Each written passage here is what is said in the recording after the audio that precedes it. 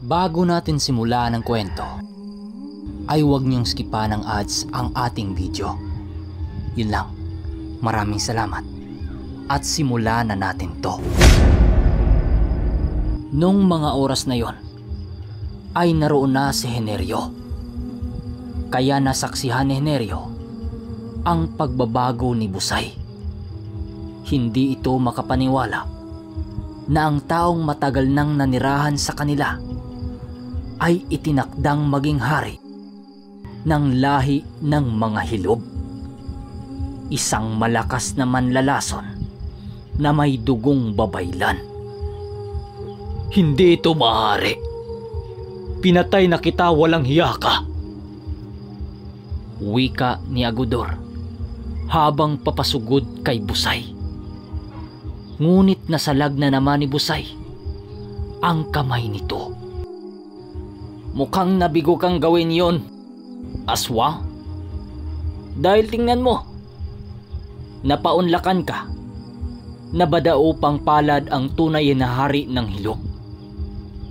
Wika nito, sabay hila kay Agudor papalapit sa kanya at isinaksak sa kanya ang hawak ni Busay na punyal. Ang punyal ni Dato Saklob. Ikaw nga ang unang tagapagmana ng hari ng mga Hilob. Wika ni Agudor habang unti-unting napapaluhod ang katawan nito. At ang kaluluwa ni Agudor ay pumasok sa loob ng sisidlan na nakasukbit naman sa kanyang bewang.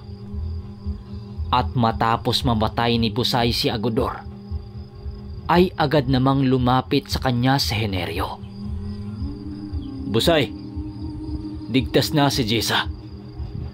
At mabuti naman ay napatay mo na ang aswang na ito. Wika nito. Pero pinigilan siya ni Busay. Humanda ka, Manong. Hindi pa tapos ang laban natin.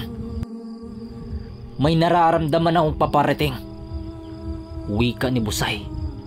Napalingon-lingon naman si Henerio at naramdaman niyang biglang tumigil ang huni ng mga kuliglig. Bumunot ng itak si Henerio at pumunta sa likod ni Busay. Bigla niyang narinig na nag-uusal si Busay habang nakatingin sa isang direksyon. At maya-maya nga ay may lumabas na puting kabayo na may nakasakay na taong nakatalukbong ng itim. May hawak itong tungkod na ang pinakadulo ay may bungo ng isang tao. Huminto ang kabayo sa harapan ni Busay at kasabay ng paghinto nito ay ang paglitaw naman ng hindi mabilang na mga nilalang na nakapaikot sa kanila. Hanggang sa nagsalita ang lalaki. Sa wakas, nahanap na din kita. Matagal ko nang inaasam ang pagharap natin, hari ng mga Hilob. Wika nito. Pero nang tingnan ito ni Henerio, ay ang bungo sa tuktok ng tungkod nito ang nagsasalita. Sino ka? At bakit mo ko kilala? Tanong ni Busay. Ano ba namang klaseng katanungan yan? Sino ba naman ang hindi makapaniwala sa hari ng mga Hilob? At sino ba naman ang hindi nakakalimot sa pagpapahirap mo sa mga alagad ko? Ikaw at ang nauna sa lahi ninyo, kinasusuklaman ko kayong lahat. Wala kayong karapatang gamitin ang kapangyarihan ng dilim para pigilan ako at ng aking Panginoon. Wika nito. Nalubha namang ikinagulo ng isipan ni Busay. Hindi totoo ang mga sinasabi mo. Pero kung totoo man ang sinasabi mo, ikinagagala kong gamitin ang kapangyarihan ng kadiliman para talunin kayo. At ikinarangal ko na nagmula ako sa mga angkan ng mga manlalason dahil may lakas akong pigilan kayo. Wika ni Busay. At tumawa lang naman ng malakas ang nakasakay sa kabayo. Hindi tayo magharap sa ngayon, hari ng mga babaylan. Pero tandaan mo, hindi rin ako titigil hanggat hindi rin kita napapatay at nadadala ang ulo mo sa aking Panginoon. Ikaw at ng lahing magmula sa iyo, magpatuloy lamang ang ganitong tagpo sa bawat salinlahi hanggat dumating ang araw na paghukom. Tandaan mo na ang mga kamay ko ang kikitil sa buhay ng sumusunod sa iyo.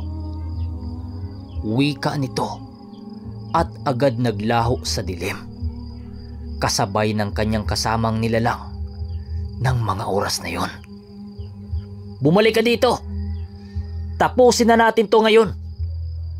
Sigaw ni Busay. Ngunit tumugon muli ang nilalang. Magharap tayo, pero hindi ngayon. Magpalakas ka muna para maging karapat-dapat ka sa pagharap sa akin. Balang araw, si Agudor na pinatay mo, isa lamang tuta. Mahinang nilalang, kaya natalo kagad siya.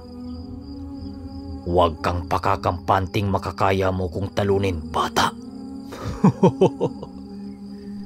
Wika nito habang unti-unting nilalamon ng kadiliman.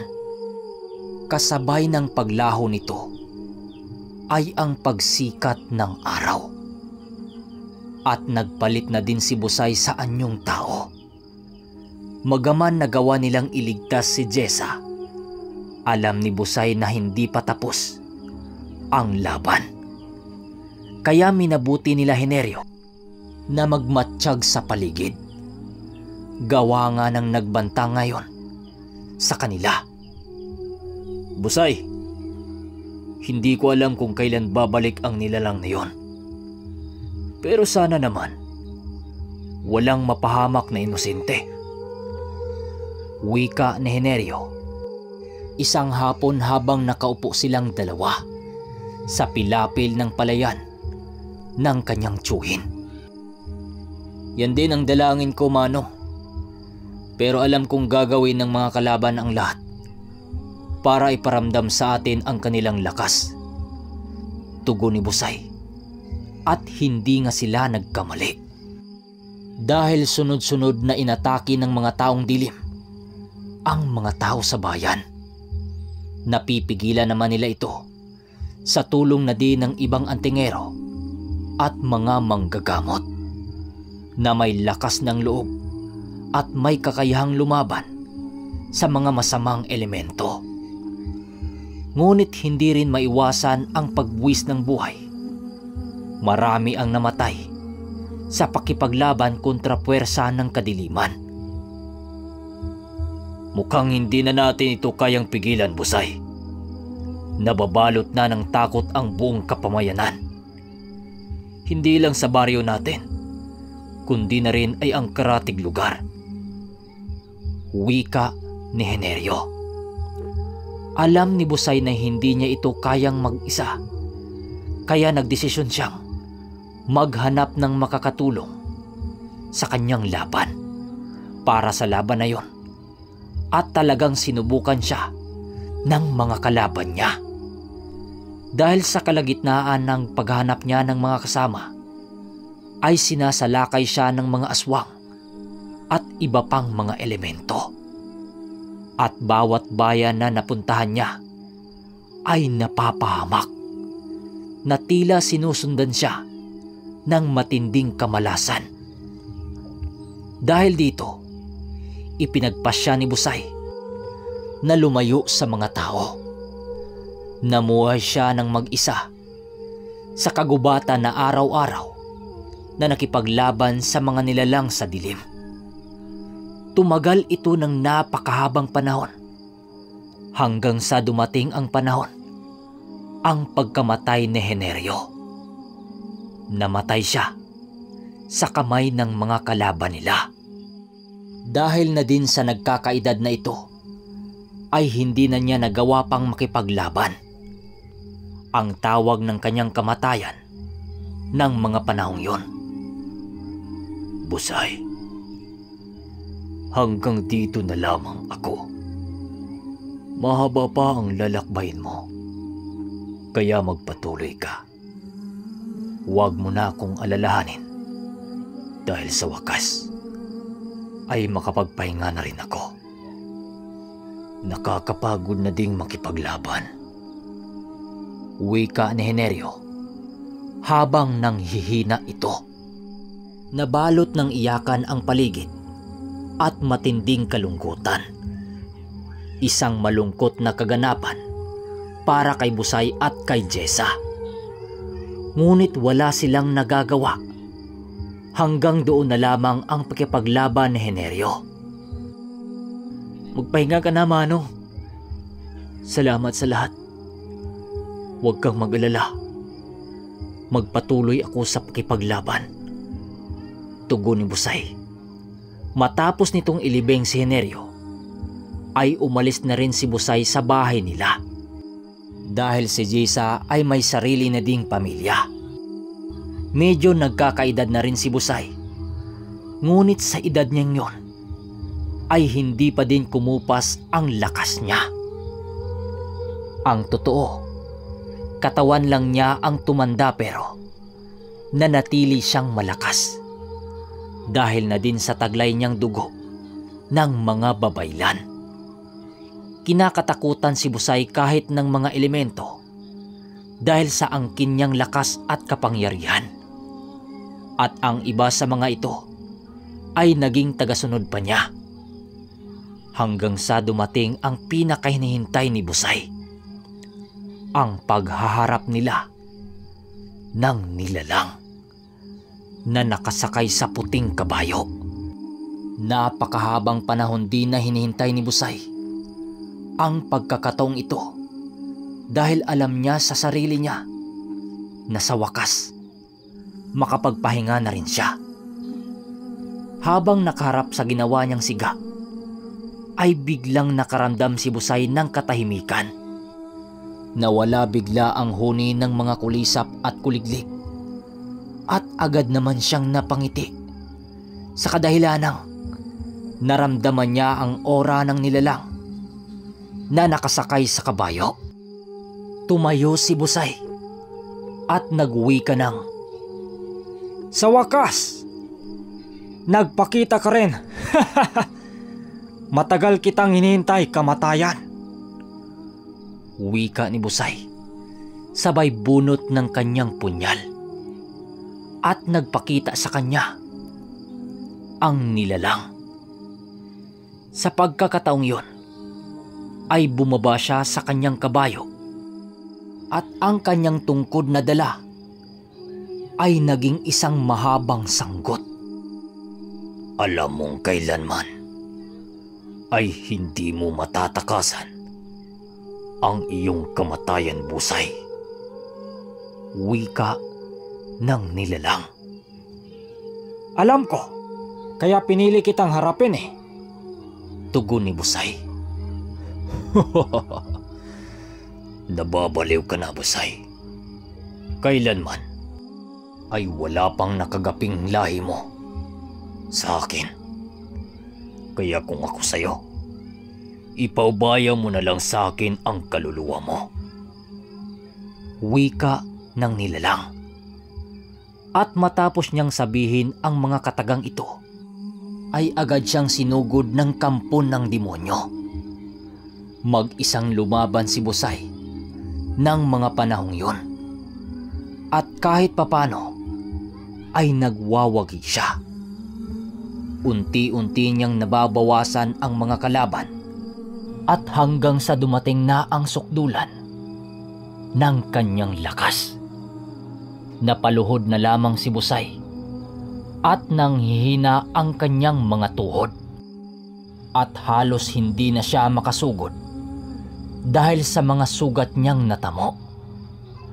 Naglalakad papunta sa kanya ang nilalang at tinutukan siya ng karit sa liig. Hindi mo na ito mapipigilan, Busay. Hindi ka na makakatakas sa aking mga kamay. Gaya ng mga sinabi ko sa iyo, ang kamay ko mismo ang kikitil sa buhay mo. At dadalhin ko ang ulo mo sa aking Panginoon. Akmang hihilain na niya ang karit para pugutan ng ulo si Busay, ay bigla na lamang lumitaw ang isang napakaliwanag na nilalang mula sa likuran niya. At napangiti na lamang siya nang magsalita ito.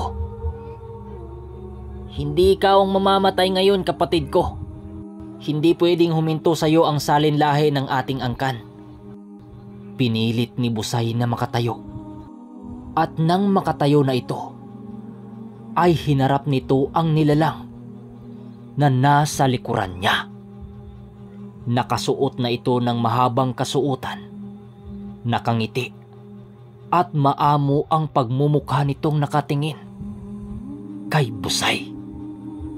At nang makita ito ng mga kalaban ni Busay, ay napaatras ito na animoy natatakot sa kanyang nakikita. Hanggang sa tuluyan itong umalis. Ngunit habang papalayo ito, ay galit na galit itong nagsasalita ng, Tandaan ninyo, hindi ito ang huling araw na magkakaharap tayo.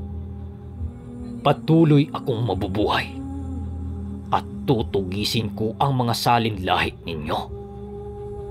At hanggat nabubuhay ako, hindi rin ako titigil hanggat hindi ko nadadala ang ulo ng mga kalahi mo sa aking Panginoon. Wika nito at tuluyan ang naglaho. Kasabay ng paglaho nito ay ang pagliwanag ng paligid. At tumambad kay Busay ang napakagandang lugar. Inikot niya ang kanyang paningin at agad niyang napansin na nakatayo siya sa bahay ng kanyang ninong. Ang bahay kung saan siya, sinanay ni Uloy. Ibinalik siya ng kambal niya sa tahanan nila at sinabi nito sa kanya na mamahinga na muna dahil hindi pa tapos ang laban nila. Marami pa siyang kaharaping pagsubok hanggang siya ay nabubuhay. Sa paglipas ng napakahabang panahon, ay nagkaroon ng kapayapaan sa buhay ni Busay. Ngunit hindi malinaw ang nangyari sa kanya. Maraming sabi-sabing namatay na siya. May nagsasabing paggala-gala pa rin sa kagubatan ang hari ng mga hilog na babaylang manlalason. Okay mga kaermitanyo, ito na ang katapusan ng ating kwento. So ang tindi ng kwento nitong si Busay, no? Akala ko mamamatay siya. Pero kailangan pala nilang ipagpatuloy ang salinlahi, kaya iniligtas pa rin siya ng gabay niya o yung kambal niya. Kayo mga kaermitanyo, maganda ba ang kwento na ito? Sa akin, ang ganda nito. Sa inyo, comment nyo sa baba